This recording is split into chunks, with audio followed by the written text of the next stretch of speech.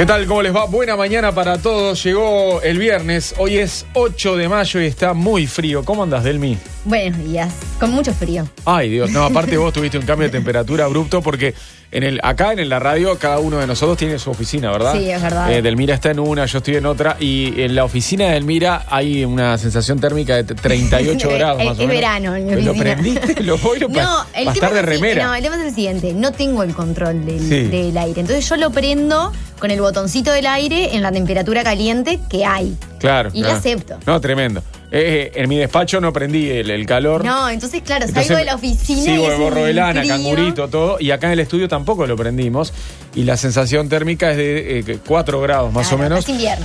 Y en Montevideo en general, según el Instituto Uruguayo de Meteorología, tenemos 8 grados con 4 décimas, 82% de humedad. Y la máxima para hoy será de 18. De mañana se presenta algo nuboso y nuboso, y de tarde va a estar algo nuboso con periodos de nuboso. No hay pronóstico de lluvia para ninguna zona del territorio nacional. En el centro del país ahora tenemos 5 grados, bastante frío. La humedad es del 93%, es una mañana bien húmeda. La temperatura máxima será de 19 grados en las primeras horas de la tarde. Ahora de mañana está el tiempo nuboso, con periodos de algo nuboso y neblinas y bancos de niebla. Y de tarde algo nuboso con periodos de nuboso y neblinas. Mientras tanto, en el norte, ya les paso el estado de situación ahora. 3 grados con 3 décimas según Inumet.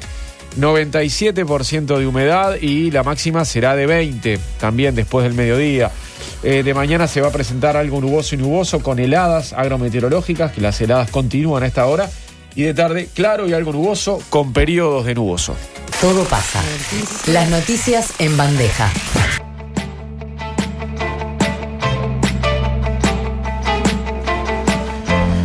El ministro de Turismo, Germán Cardoso, informó que el gobierno avanza en la elaboración de protocolos sanitarios que permitan reabrir el sector hotelero y gastronómico, rubros de la economía muy afectados por la crisis.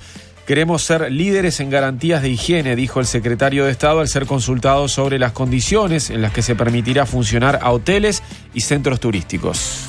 En el marco de la campaña de vacunación contra la gripe, se disponen desde hoy móviles de la Comisión Honoraria de la Lucha Antituberculosa y el SINAE en diferentes barrios de Montevideo. La primera jornada está programada esta mañana frente a la policlínica ubicada en el Monarca, sobre Camino del Oriente, a partir de las 8:30. El gobierno y los empresarios de supermercados afinan detalles de un acuerdo para topear los precios de unos 84 productos de la canasta básica. Según anunció el secretario de la Presidencia, Álvaro Delgado, en el programa Buen Día de Canal 4, sería una medida voluntaria y alcanza a productos muy consumidos de higiene y alimentos. El expresidente Tabaré Vázquez opinó que el gobierno debería haber actuado diferente en algunas medidas que tomó recientemente en el marco de la pandemia por el nuevo coronavirus. Entrevistado por el programa ADN de BTV, Vázquez dijo que el país vive una etapa complicada, preocupante. Para salir adelante debemos trabajar juntos, unidos codo a codo, para encontrar soluciones al problema. El titular de la Confederación Nacional de Salud de Brasil, Breno Monteiro, reconoció que 6 estados del país vecino ya sufren un colapso de sus unidades de cuidados intensivos por el nuevo coronavirus. El jerarca se refirió a Pará, Ceará, Pernambuco, Maranhão, Río de Janeiro y Amazonas. La crisis involucra al sistema público y al privado por igual, cuando toda la República ya tiene más de 135.000 infectados y más de 9.000 muertos. La Prefectura Nacional Naval habilitó el despacho de embarcaciones deportivas para navegación desde hoy, lo que implica la posibilidad del retorno a los entrenamientos a los deportistas de alto rendimiento de vela, canotaje, remo, surf y afines. El comunicado de la Armada explica que dicha actividad deberá realizarse en horas diurnas, arribando al mismo puerto de despacho, evitando las aglomeraciones de personas, manteniendo la distancia social y teniendo en cuenta las buenas prácticas ante el contagio de COVID-19. De 7 a 10, todo pasa. 7 de la mañana con 7 minutos. Ahora les contamos qué tenemos hoy. En realidad nos va a visitar virtualmente, como hacemos desde que comenzó la emergencia sanitaria. Vamos a entrevistar por teléfono a Daniel Radío, el actual titular del Sistema Nacional de Cuidados. Recordemos que Radío es ex diputado del Partido Independiente. En esta legislatura 2020-2025 quedó afuera, no integra el Parlamento, y ahora entonces es el director del sistema de cuidados. Recordemos, esto fue un buque insignia del segundo gobierno de Tabaré Vázquez y ahora lo toma la coalición multicolor y este dirigente del Partido Independiente está al frente. También hoy vamos a tener el espacio musical de César Sanguinetti, que recordemos pasó de los jueves para los viernes. Para la Peña. Para terminar la Peña de César, para terminar la semana bien arriba. Nos vamos bailando, ¿verdad? Obviamente. Y después, porque aparte somos un programa de la mañana. Y viste que y hay muchos programas de la mañana que se van bailando a la tanda o al final del programa. Claro, ¿entendés? Sí. Muchos magazines. Obvio. ¿No has visto? Sí, claro que los vi. Se estila bailar en tele. Antes no se estilaba tanto bailar en tele, ahora sí. Es una costumbre bastante argentina, ¿viste? me parece esa. De estar bailando, de estar para arriba. Está bravo, porque si te contratan para conducir un magazine de la mañana, tenés que saber bailar algo. Tenés que tener toda la onda. Yo supe conducir magazine de la mañana, y si me tocaba bailar, me suicidaba al aire. Bueno, capaz que no todos bailan, cada uno cumple su rol, vos podrías cumplir el rol del periodista paradito, serio, no bailar y... Me parece que hoy es requisito tirar unos pasitos, ¿viste? Sí. Tener un poquito más de... Un poquito de onda, por lo menos el movimiento cuando la música suena.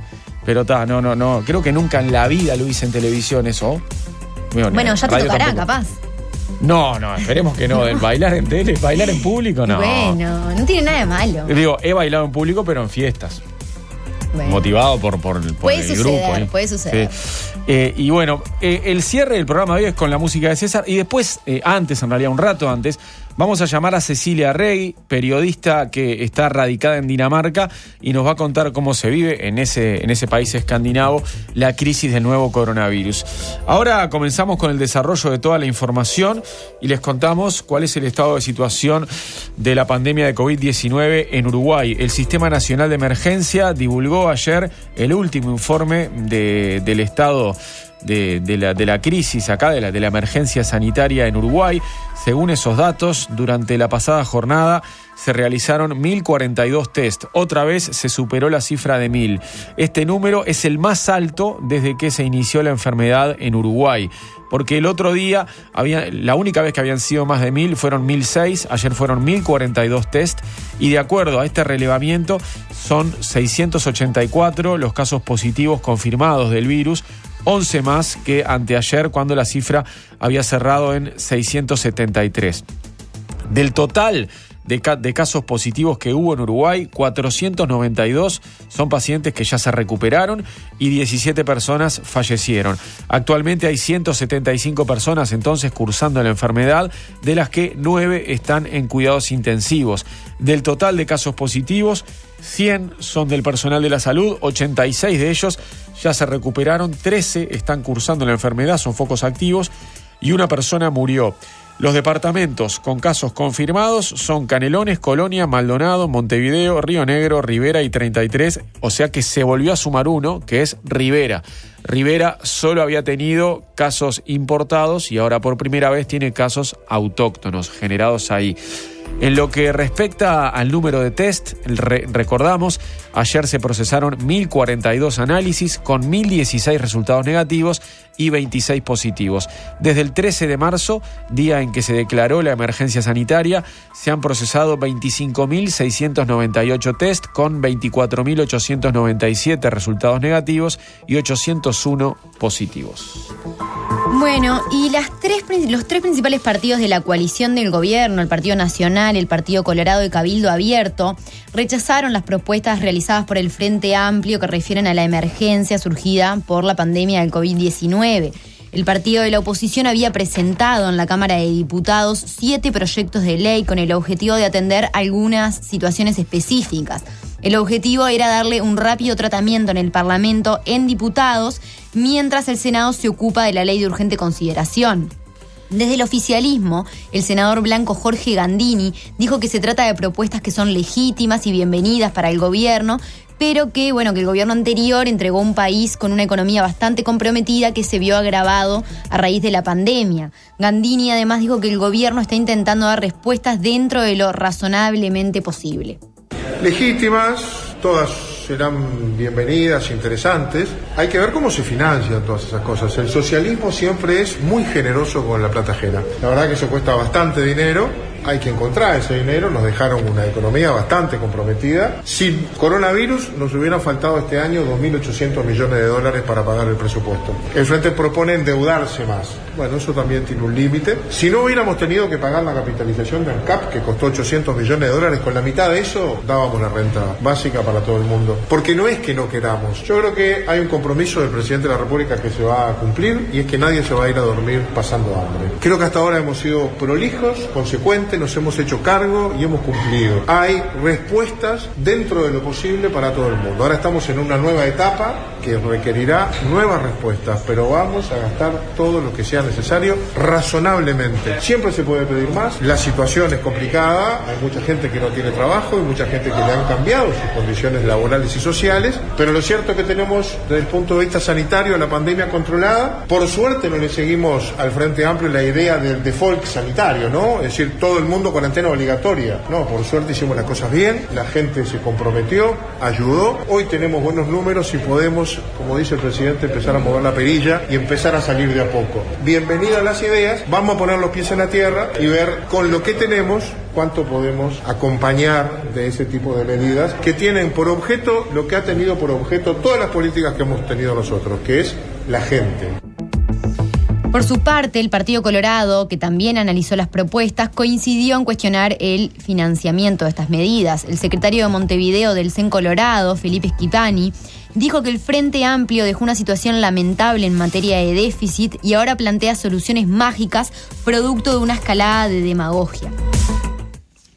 El Frente Amplio dejó una situación realmente lamentable en las cuentas públicas, con un déficit fiscal del 5% del producto, con una desocupación de 10.5%, y ahora plantea soluciones mágicas que son naturalmente producto de una escalada demagógica que hemos advertido en el Frente Amplio, que no habla de la irresponsabilidad de lo que fue su accionar en el gobierno. Lo que no dice el Frente Amplio es cómo se financian todas esas iniciativas, que son muy buenas, que son muy lindas, pero que no tienen fuente de financiamiento en la actual coyuntura que vive el país, y se hacen en un escenario complejo para el país, pre-coronavirus. Asumimos el gobierno con un 5% de déficit fiscal, un desempleo del 10,5%, con un estado general de las cuentas públicas complejo, con una situación social que quedó evidenciada en su fragilidad a partir del coronavirus. 400.000 ciudadanos en la informalidad. En fin, el Frente Amplio, después de 10 años de enorme prosperidad económica, como la que tuvo el país en sus gobiernos, dejó lamentablemente al país en el plano económico, en el plano social, en una enorme debilidad. Por eso es ciertamente irresponsable hacer este tipo de planteos, que además no creo que contribuyan a mejorar nuestra situación económica y social,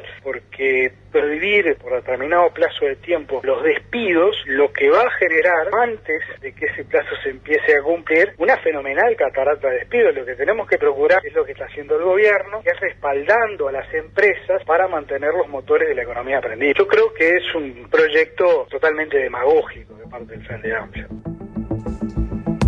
El senador de Cabildo Abierto, Guillermo Domenech, por su parte, coincidió en que se proponen gastos muy difíciles de cubrir y manifestó su apoyo al accionar del gobierno de la coalición. Supone una cantidad de erogaciones muy difícil de cubrir para cualquier presupuesto. Ya se ha heredado del Frente Amplio una deuda externa verdaderamente muy importante. La única forma de solventar esto es con la contratación de más deuda externa, y todos los dineros del Estado provienen del esfuerzo fundamentalmente de la extendida y castigada clase media uruguaya. Hasta ahora el gobierno se ha manejado con mucho criterio, ha implementado un plan de ayudas a la gente que realmente necesita, y ha procurado que no se pare el país y que no se rompa la cadena de pagos. Y creo que hay que seguir un poco en esa línea. Por el momento la estrategia del gobierno ha sido exitosa. Este tipo de medidas significan ponerle un parate a la cadena de pagos que no va a ayudar en nada a la recuperación económica del país. Obviamente que los vamos a estudiar. Esta opinión que yo le doy es una opinión primaria, pero creo que el país lentamente se va a ir recuperando. Lo que hay que ir es en auxilio de la gente que está en una situación de indigencia, eso sí que están en una situación difícil. Hay que ir en auxilio de esos 200.000 desocupados que dejó el Frente Amplio, de los 400.000 personas que viven en la informalidad que también dejó el anterior gobierno, pero no suspensiones o moratorias de pagos de alquileres. Y todos sabemos además que las congelaciones de precios y salarios terminan generando una especie de bomba de tiempo. Más vale la pena importar esos productos, generar competencia si hay acaparadores y facilitarle a la gente el acceso a los mismos. Bueno, pero además del rechazo del oficialismo, estas propuestas no terminaron de generar consenso mismo dentro del Frente Amplio. El ex subsecretario de Economía, Pablo Ferreri, dijo en diálogo con Telemundo que valoraba mucho la batería de propuestas y la actitud del partido, pero mantuvo diferencias con la limitación de los despidos. Un cúmulo de propuestas que en la dirección correcta, que mitigar los efectos generados por la crisis. Debo decir que en el caso de la propuesta de suspender los despidos, puede generar efectos exactamente contrarios al objetivo que plantea, que es el de proteger a los trabajadores y sus fuentes laborales, sobre todo cuando lo pensamos en las pymes. En estos casos, lo que se precisa son incentivos adicionales, por ejemplo, incentivos nuevos vinculados a que se mantengan los puestos de trabajo, o a los trabajadores que son despedidos, otorgarles seguro de paro más potentes, o generar, por ejemplo, el ingreso mínimo de subsistencia que planteó también el Frente Amplio en el caso que corresponda. El expresidente y actual senador José Mujica también mantuvo diferencias sobre este punto de los despidos. En entrevista con Radio Carve, el exmandatario dijo que no es factible desde el punto de vista práctico suspender los despidos por 6 meses. No se le puede pedir al gobierno soluciones totales, pero se tendría que haber gastado un poco más para contemplar a los sectores que quedaron descalzos, agregó Mujica. Bueno, y ahora pasamos a otro tema y les contamos en qué consiste ese acuerdo que está negociando el Poder Ejecutivo con los supermercados para topear los precios máximos de más de 80 productos básicos. El gobierno está haciendo esto, está acordando el tema con los supermercados y con los almacenes. Es una lista de productos de higiene y alimentos con precios máximos que si aceptan, no podrán superar en la venta al público. El secretario de la Presidencia, Álvaro Delgado, lo anunció ayer en el programa Buen Día de Canal 4 y dijo que el acuerdo será voluntario, es decir, que cada supermercado o cada almacén resolverá si aplica o no la lista de productos topeados. Así se lo contaba a la colega Claudia García. A mí el tema de los precios me preocupa mucho. Ayer lo estábamos hablando con la ministra de Economía, el otro día con el presidente de la República, es una preocupación sobre no solo el remarque, sino el abuso en muchos casos que hay de productos de primera necesidad y además, te adelanto, de productos de higiene. Con lo cual el Ministerio de Economía está haciendo una ronda con los grandes superficies, con los almacenes, con Cambadu, con los grandes superficies, asociación de supermercados, para trabajar en un acuerdo voluntario de precios. O sea, ¿esa ronda cuándo termina y cuándo sería el anuncio? Se están haciendo. Empezamos con un proceso que eran los precios referidos. El Ministerio de Salud Pública, el Ministerio de Economía empezó a publicar precios referidos máximos de diferentes zonas o diferentes comercios en la página web para que la gente tenga una idea y tenga capacidad de elegir o de comparar. Bien. Como en muchos casos las armas que uno tiene no son las necesarias para poder sancionar a quienes incumplen o a quienes remarcan por encima de lo lógico o abusan de situaciones de necesidades, tanto alimentarias o tanto sanitarias, se va a trabajar en un acuerdo voluntario de precios máximos. Bien. La medida surge también en momentos en que la inflación de abril subió al 10,9% en el acumulado de los últimos 12 meses y es el dato más alto desde mediados del año 2016. En particular, los alimentos y productos de higiene son los que más subieron en los últimos meses, como les contábamos el otro día acá en Todo Pasa, con porcentajes superiores al promedio que arroja el índice de precios al consumidor. Hay varios medios que publicaron ya la lista completa de 84 productos que el gobierno negocia con los privados para fijar un precio máximo, y tenés lo que quieras, ¿no? Están todos los tipos de panes que puedas imaginar, alfajores, arroz, galletas, harina de trigo, todos los fideos que hay en plaza. Después otras pastas, ¿no? Como ravioles también, o sea, pasta rellena y también fideos. Tenemos todos los cortes de carne más consumidos en Uruguay, aparte milanesas, hamburguesas, el jamón, la leonesa, el queso, todos los productos lácteos. ¿Qué más ingresa? Bueno, azúcar, dulce de leche, té, café, cocoa, refrescos, el agua, por supuesto, agua con gas, agua sin gas, y también productos de higiene como jabón de tocador, pasta dental, shampoo, desodorante, bueno, papel higiénico, toallas higiénicas, guantes de goma, todo lo que más se está usando. Y después, frutas y verduras varias. Bien, bueno, cambiamos de tema. El ministro de Turismo, Germán Cardoso, informó este jueves que el gobierno avanza en la elaboración de protocolos sanitarios que permitan reabrir el sector hotelero y gastronómico, rubros de la economía muy afectados por la crisis derivada del COVID-19. En conjunto con el Ministerio de Economía, la cartera evalúa varias medidas, además para reactivar el sector, como la aplicación de incentivos tributarios para turistas locales, similar a lo que está vigente para extranjeros. Según indicó Cardoso en Diamante FM, una de las aspiraciones es tener un IVA diferencial de 14% en servicios de hotelería y gastronomía que sean utilizados por los uruguayos. Otra de las medidas a estudio pasa por la unificación de feriados para favorecer la movilidad de turistas. Correr todos los feriados para los viernes y los lunes, incluso con excepcionalidad, aquellos feriados que son inamovibles. Hacer una excepción por un año y unificarlos todos en lunes o viernes con el objetivo de tener por lo menos un fin de semana por mes que sea largo, indicó el ministro. En rueda de prensa, el jerarca indicó ayer que están trabajando en las garantías de higiene para permitir la reapertura de hoteles y centros turísticos en general, y se espera que este protocolo unificado esté pronto dentro de 10 días. La industria turística es la de primer impacto en la línea de incidencia de la crisis COVID-19. Estamos trabajando fuertemente en los protocolos de reapertura para lo que es la actividad hotelera y gastronómica.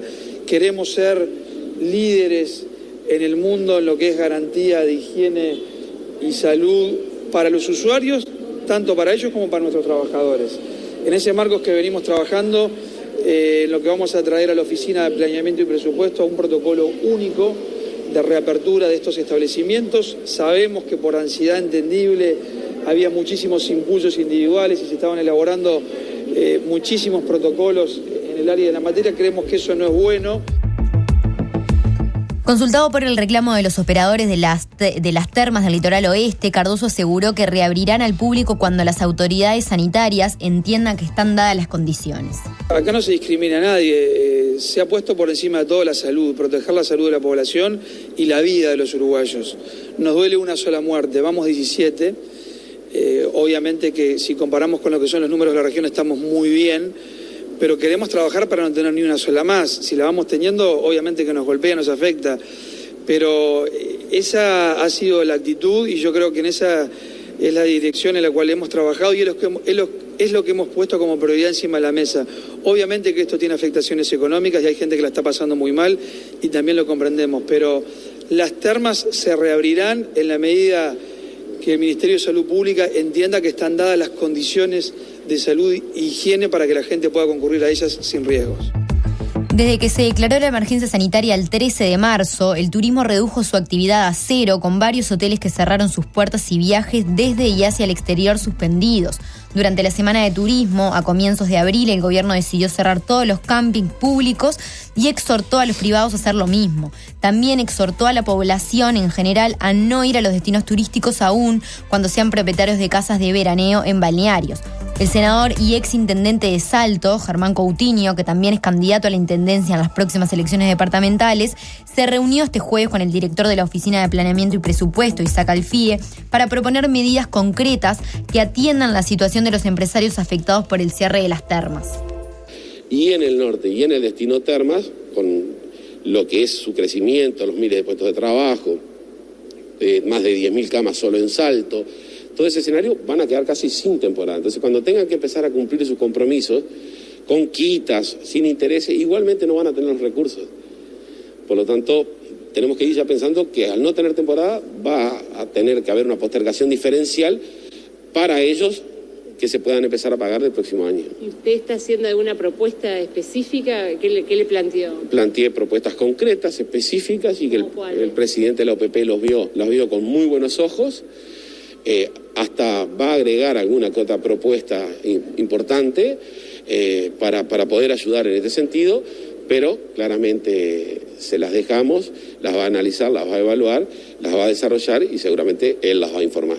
Pero a grandes rasgos, ¿por dónde iría? Facilidades en este sentido de poder tener las postergaciones, sacar algún que otro escenario que siempre existe a veces de comisión de dificultades para poder acceder a la reactivación cuando tengan que abrir, que se pueda generar con antecedentes de decretos del 98, de épocas de crisis que ya fueron en otro momento realizados, que fueron efectivos y que me parece que es el momento que se puedan repetir.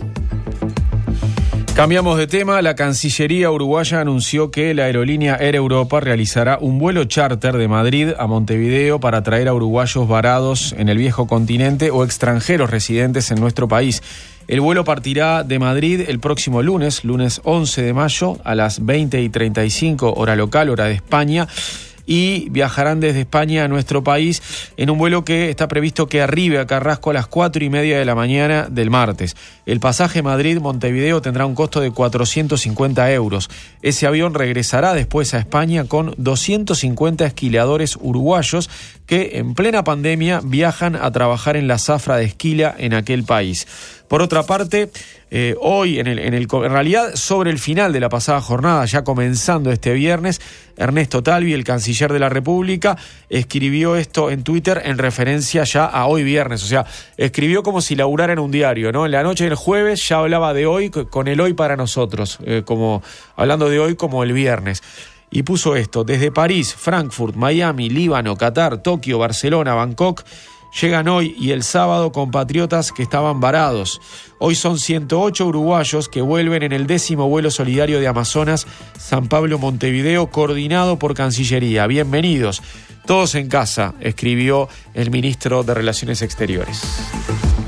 Bueno, y las nuevas autoridades de primaria trabajan intensamente para rescatar a más de 13.000 niños que se desvincularon de la escuela durante lo que va de esta pandemia por el coronavirus. Se trata del 4% del total de escolares matriculados que han perdido todo tipo de contacto con los maestros y el centro educativo y ni siquiera van a buscar su vianda con comida, informa hoy el diario El País. En el escenario actual, este es el núcleo de niños que más nos preocupa. Los hemos intentado localizar a través de vecinos, por celular y nada, contó Selva Pérez Estabile, inspectora técnica de primaria del país. En la periferia oeste y centro de Montevideo es donde más se está notando el abandono. Los datos preliminares que maneja la inspección técnica también reflejan problemas de desvinculación en el norte del país. Como sucede con las faltas escolares en general, en los contextos de mayor pobreza es donde se evidencian las cifras más altas de abandono. Y como también ocurre con las inasistencias globales, a menor edad del niño, mayor es la desvinculación. Primaria había empezado el año lectivo con 343.000 estudiantes matriculados. De cada uno de ellos, en los centros educativos cuentan con los números de contacto y domicilios. En condiciones normales se podía ir hasta las casas a buscarlos para evitar la desvinculación, manteniendo a veces una cifra marginal de abandono intermitente, que es lo que se produce generalmente cuando suceden epidemias o inundaciones. Cuando llegó el COVID-19 a Uruguay, bueno, esto supuso la suspensión de clases y primaria procuró que se continúe con el contacto entre los maestros y los alumnos en primer lugar, además del seguimiento de las actividades educativas. En este sentido, el relevamiento de la inspección técnica muestra que el 4% de los escolares desvinculados se le suma un 79% que está teniendo actividades a través de las plataformas del Plan Ceibal. El restante 17% corresponde a quienes mantienen tareas por otras vías, por WhatsApp, por Zoom, por radios comunitarias, ejercicios cuando van en busca de la vianda y hasta deberes puerta a puerta. Para los casos más problemáticos, este 4% que se desvinculó, el sistema suele aplicar una sanción, el recorte de las asignaciones familiares y hasta la judicialización del caso si el padre no cumple con la obligación educativa. Pero en esta coyuntura de emergencia, indica Pérez Stabili, podría ser hasta contraproducente el recortar recursos en un escenario de vulnerabilidad extrema. Por eso Primarias, que ya está trabajando en varias estrategias para recuperar este 4%, y bueno, es una tarea que seguramente va a involucrar a otras instituciones del Estado. Todo pasa, cuarta temporada. Mariano López, Paula Barquet, Delmira Infante y Nicolás Delgado. Cuarta temporada. 7:34 de la mañana, el Banco de Previsión Social resolvió pagar un subsidio de 6.779 pesos durante 2 meses, mayo y junio, a unipersonales y monotributistas inscriptos en la institución antes del 13 de marzo de 2020, cuando el gobierno decretó la emergencia sanitaria por la llegada al país del nuevo coronavirus. El representante de los trabajadores en el directorio del BPS, Ramón Ruiz, informó que este subsidio se puede extender por 2 meses más y que está disponible en los locales de cobranza. Ruiz también informó que el BPS resolvió suspender el cobro de las próximas 3 cuotas de los préstamos solicitados por pasivos que cobran menos de 13.557 pesos. Las cuotas a pagar en mayo, junio y julio, que se iban a descontar cuando los pasivos cobraran en junio, julio y agosto, se pasarán para el final del periodo previsto para pagar ese crédito. Bueno, la encuestadora Opción presentó ayer en Telenoche una encuesta sobre la recepción que tuvo entre los uruguayos el tratamiento de la ley de urgente consideración. Dentro de la población uruguaya, un 42% está de acuerdo con la ley, mientras que un 43% está en desacuerdo. Luego un 15% no sabe o no contesta. En relación, cambia sustancialmente si vemos la aprobación de la ley de urgente consideración por el electorado partidario. Solo el 5% de los votantes de la coalición tienen resistencia a la aprobación de la ley. En tanto, un 5% de los votantes del Frente Amplio considera que es importante que el texto sea finalmente aprobado. Luego, el informe presenta datos sobre la pregunta si cree que lo más conveniente es que la discusión en el Parlamento sea... Y en este punto el 45% optó por la vía de que se debe postergar, frente al 35% que eligió que el texto sea discutido entre mayo y junio en su totalidad. El 11% de los encuestados señaló que es preferible que entre mayo y junio se voten sus artículos más importantes. El 9% restante no supo o no contestó. Con respecto a las medidas específicas de la ley de urgente consideración, el 80% de los encuestados dice estar de acuerdo en habilitar a la policía a solicitar cédula de identidad a las personas en la vía pública cuando lo estime conveniente. Esta medida fue rechazada por el 18% de los encuestados. Por su parte, el 48% rechaza la prohibición de la ocupación de las empresas por parte de los trabajadores y el 47% aprueba esta idea, el otro 5% no contestó. Por otra parte, el 52% desaprueba habilitar el porte de armas para militares o policías retirados, una medida que es apoyada por el 44%. Bueno, vamos a hablar de la búsqueda de esta mujer desaparecida en Rocha desde el 25 de abril. Hoy ya son 13 días de desaparición. De todas maneras, la búsqueda no empezó enseguida, ¿no? Empezó unos días después, cuando fue denunciada como desaparecida. Es de nacionalidad colombiana, se llama Claudia Giraldo y tiene 39 años. Fue vista por última vez el 25 de abril y bueno, ya se desplegó un operativo policial y de prefectura naval que intenta ubicarla a Claudia Milena Giraldo en la costa oceánica de Rocha. Se realizaron 2 allanamientos ayer jueves y un equipo de policía técnica estuvo de tarde y hasta la noche trabajando en la vivienda situada en el balneario Santa Isabel de la Pedrera, donde vivía la mujer, y en lo de una amiga que visitó antes de desaparecer. Según informó Subrayado y Telemundo, según informaron los 2 noticieros de Canal 10 y Canal 12, la policía realizó excavaciones allí en el lugar donde residía la mujer, que como decíamos es colombiana, también es conocida como Claudia Gala. Fue vista por última vez por un vecino aquel sábado 25 de abril caminando por el kilómetro 233 de la ruta 10. Giraldo, que tiene 39 años, es de complexión delgada, ojos marrones, pelo lacio por la cintura y de aproximadamente 1,50 m de altura, de estatura. Según se supo, la mujer vivía con una amiga en la vivienda de Santa Isabel. Recordemos, es un balneario muy cercano a La Pedrera. Está yendo hacia el Chuy, está La Pedrera, Punta Rubia y después Santa Isabel de La Pedrera. Bueno, ahí estaba viviendo ella, y estaba en una casa una vivienda que se las había dado un ciudadano francés. Antes de desaparecer, ella, Giraldo, se dirigió a la casa de otra amiga, una señora de unos 80 años que vive a unas 10 cuadras del lugar. Allí habrían tenido una discusión y luego la mujer colombiana se retiró y no se supo más de ella. Como les decíamos, ya van 13 días, ya lleva 13 días desaparecida. La mujer, la dueña de la casa, la señora de unos 80 años, declaró que tuvo esa discusión con la desaparecida, ya que cuando salió de bañarse encontró a la mujer de nacionalidad colombiana quemando unos documentos y unos libros y dijo que lo hacía porque tenía contenido de brujería. Esa fue la última vez que la vio. Discutieron por ese episodio, se retiró del lugar y no apareció más. En la primera vivienda que la policía estuvo inspeccionando ayer, encontraron los documentos de la mujer y llama la atención a las autoridades que no haya sido su amiga quien realizó la denuncia de su desaparición. Ahora la policía científica está haciendo las pruebas de luminol en las dos viviendas, en la que vivía la desaparecida y en la de la señora de 80 años, para ver si hay rastros de sangre. Pero las noticias son poco alentadoras y la policía indica que siempre que aparecen los documentos sin la persona, o sea, cuando aparecen solo los documentos, es una mala señal. Exactamente.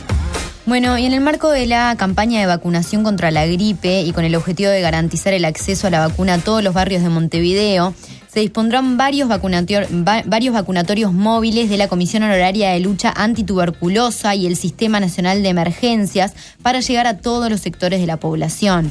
La primera jornada de vacunación está programada para esta jornada a las 11:30 de la mañana frente a la Policlínica El Monarca, que está ubicada en Camino El Oriente, esquina calle 4. En esta primera instancia va a estar presente el ministro de Salud Pública, Daniel Salinas, el subsecretario José Luis Adjian y el director del SINAE, Sergio Rico. Según informó el Ministerio de Salud Pública, se va a suministrar la vacuna contra la gripe y también todas aquellas vacunas del plan regular de vacunación de niños. Las próximas jornadas de vacunación van a ser el próximo lunes y el próximo martes de la semana que viene, y el Ministerio de Salud Pública va a comunicar luego el horario y el lugar de las mismas. Todo pasa, cuarta temporada. César Sanguinetti, Fernando Pereira, Mario Bardanca y Nicolás Bagatini. Las columnas en Todo pasa. 7:43 de la mañana, les vamos a contar cómo está el tiempo a esta hora, en la puerta del fin de semana. Tenemos en Montevideo 8 grados, esta es la temperatura que aparece, según Inumet, en toda la franja sur, ¿verdad? No solo en Montevideo, también en todos los departamentos del sur del país. 82% de humedad y la temperatura máxima será de 18. Algo nuboso y nuboso de mañana y de tarde. Hace más frío en el centro del país. Por ejemplo, en Durazno 5 grados ahora, 92% de humedad y la temperatura máxima en las primeras horas de la tarde será de 19. De mañana está nuboso, con periodos de algo nuboso y hay neblinas con bancos de niebla. De tarde se presentará algo nuboso con periodos de nuboso y sin lluvias. Por último, en el norte, vamos a ver cuál es la temperatura en este momento. 3 grados todavía en Artigas, Rivera y el norte de Tacuarembó, también en el norte de Salto. 97% de humedad, la máxima será de 20. La jornada se presenta algo nubosa y nubosa con heladas agrometeorológicas y de tarde va a estar claro y algo nuboso. Estos minutos en Todo pasa los presentó MAM, Mercado Agrícola de Montevideo. Un espectáculo para tus sentidos. Todo pasa, el periodístico de Océano. El expresidente de la República, Tabaré Vázquez, presentó esta semana en la mesa ejecutiva del Frente Amplio un documento que elaboró junto a una veintena de técnicos sobre la pandemia y las posibles medidas que se deberían tomar para contrarrestar sus efectos. Vázquez fue entrevistado ayer en el programa ADN de BTV y dijo que su documento busca presentar un plan nacional estratégico a corto y mediano plazo para salir de la crisis, que es complementario a las propuestas ya presentadas por el Frente Amplio.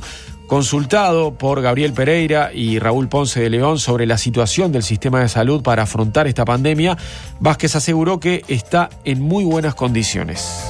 Yo creo que está en muy buenas condiciones como para enfrentar este tema.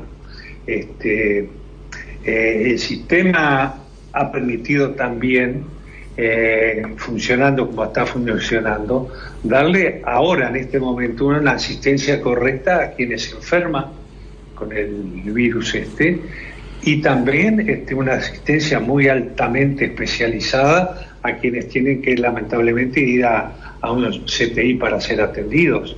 Pero además las reservas que hay en todo el territorio nacional en cuanto a disposición de camas hospitalarias, camas en el CTI, el cuerpo médico uruguayo, que es un excelentísimo cuerpo médico, todo lo que trabaja alrededor de ese cuerpo médico, desde enfermeras, gestionarias, etcétera, etcétera, es muy bueno.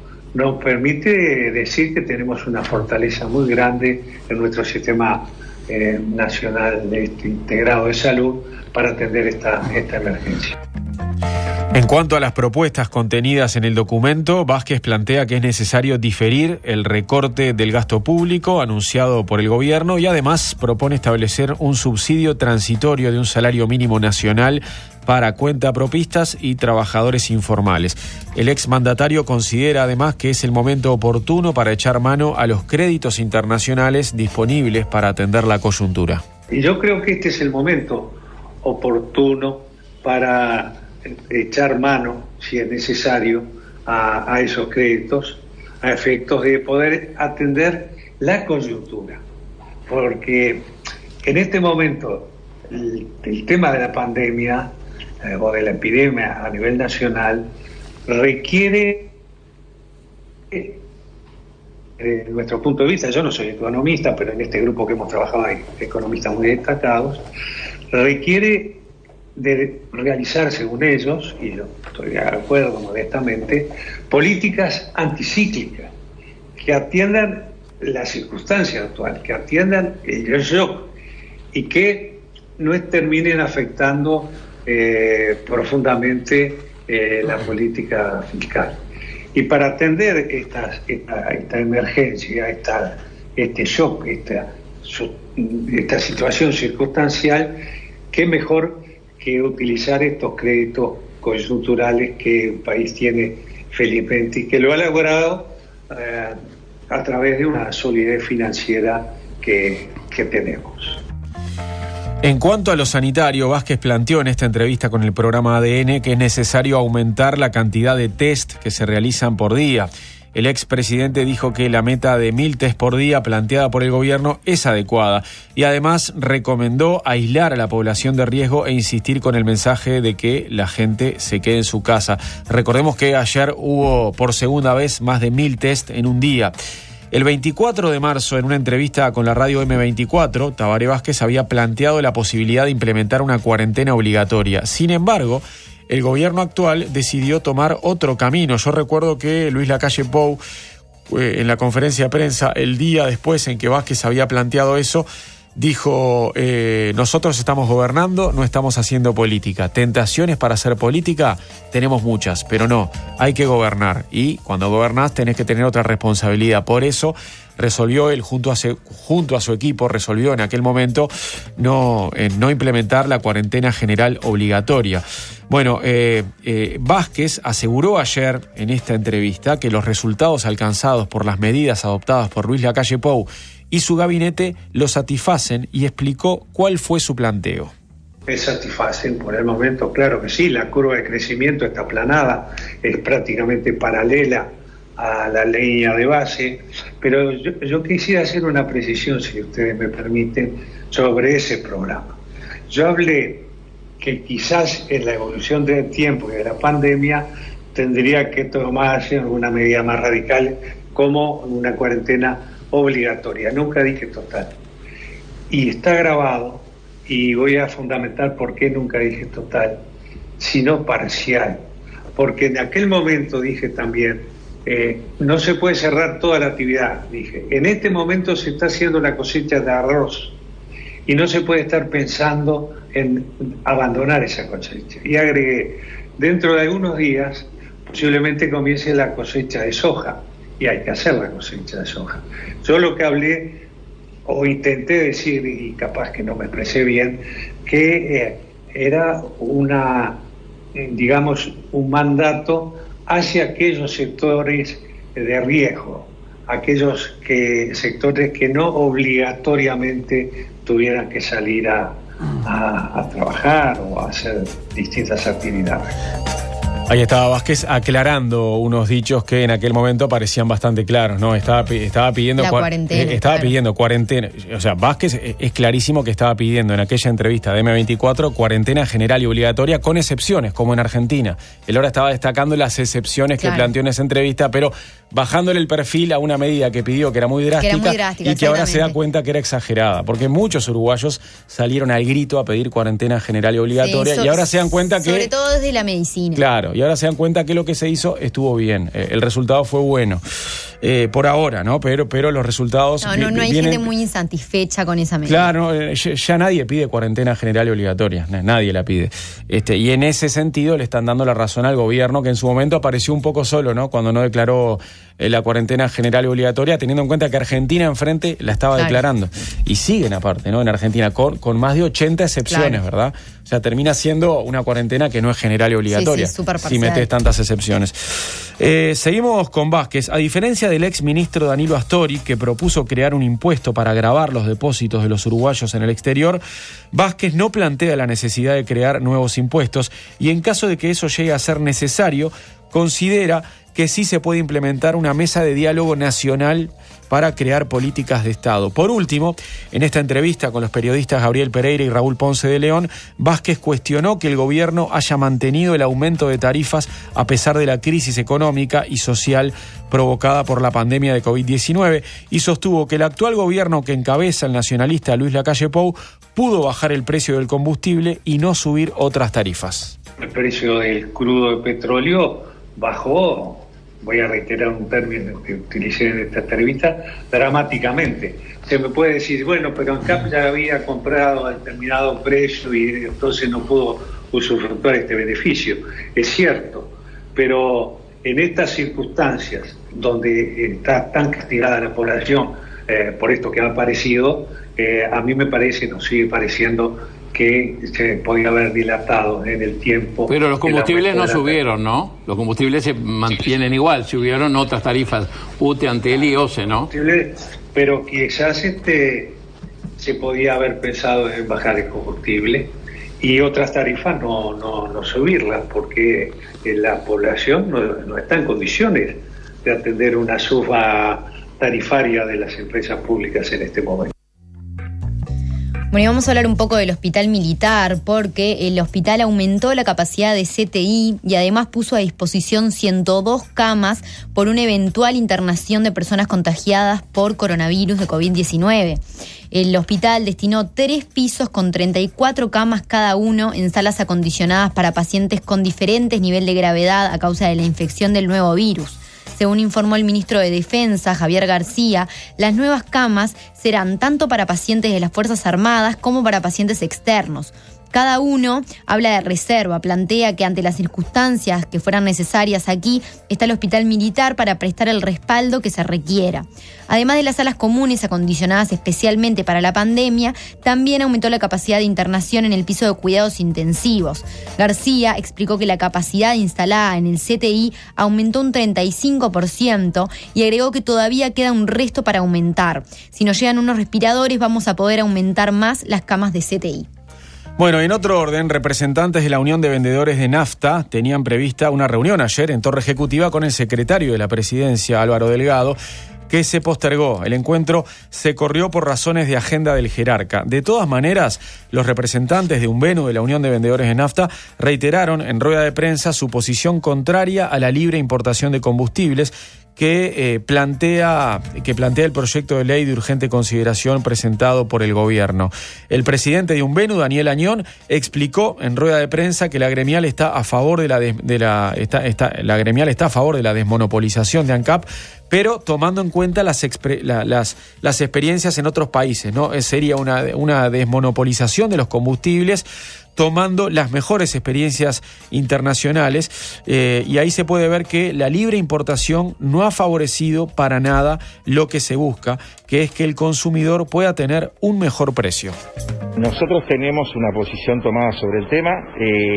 Nosotros estamos a favor del monopolio de ANCAP, pero eso es un tema que lo tratarán en el Parlamento. Creemos, por las experiencias que tenemos en el exterior, que el tema de la libre importación no ha favorecido para nada a lo que se busca, que es bajar el precio y al consumidor final que le llegue más barato.